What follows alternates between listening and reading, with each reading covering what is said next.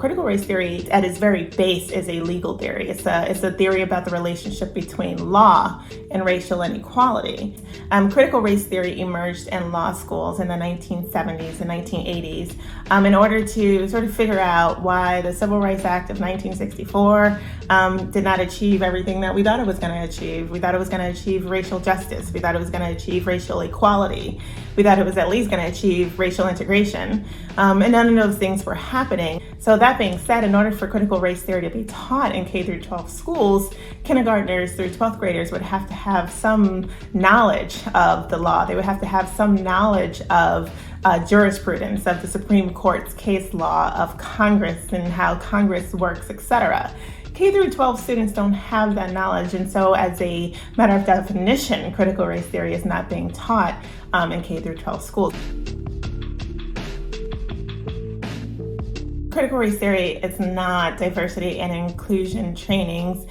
The funny, not funny thing is that critical race theorists have offered incredibly insightful critiques of both the language of diversity and inclusion, as well as the idea that you can fix racial inequality by offering these discrete trainings in corporations or in institutions. Diversity and inclusion, that language, allows us to talk about all the benefits that people of color might bring to environments without talking about the racial disadvantage that has prevented people of color from entering into these institutions in the first place. And then the idea of trainings, corporations, institutions use these trainings as kind of like a way to purport to do something about racial inequality, but then go back to the status quo and never really do a self-study of their own policies and their own practices that make it difficult for people of color to thrive in these institutions.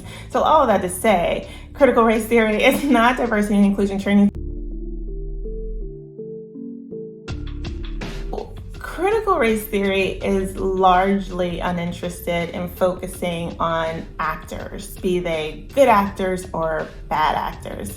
Critical race theory is a social theory. It recognizes that racism is a social problem. And so it's really interested in focusing on institutions, structures, systems, processes, assumptions, discourses, narratives, right? These large macro processes that have made it so that our country is racially unequal. And because it is a social theory, and it's because it is largely focused on macro processes, it doesn't really pay much attention to individuals who are sort of constrained by those processes. So it doesn't vilify any group, be it white people or non-white people. It doesn't victimize any group, be they white people or non-white people. Again, it is focused on larger forces in our society that make it so that our country is a racially stratified one.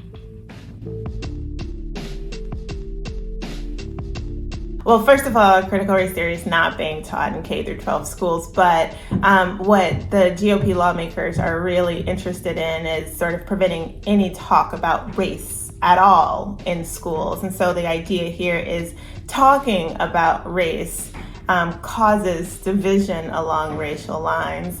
And that's just not true. The country is already divided along racial lines. The country is already incredibly segregated. Our schools are segregated. Our neighborhoods are segregated. Our hospitals are segregated. Our churches are segregated. And critical race theory didn't do that. We didn't create the division along racial lines. The way we have organized society created those divisions along racial lines. And what critical race theory is trying to do is to fix it.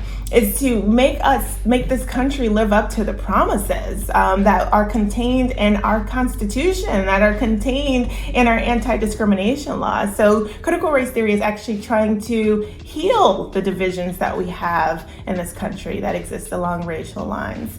I'll just say that our kids, I think that we insult our kids' intelligence when we think that they can't handle hearing about the hard truths of our nation. We diminish how smart they are, how insightful they are, how perceptive they are when we propose that they can't learn about our history and they can't learn about our present, even though it might be difficult to hear. Our kids are strong enough.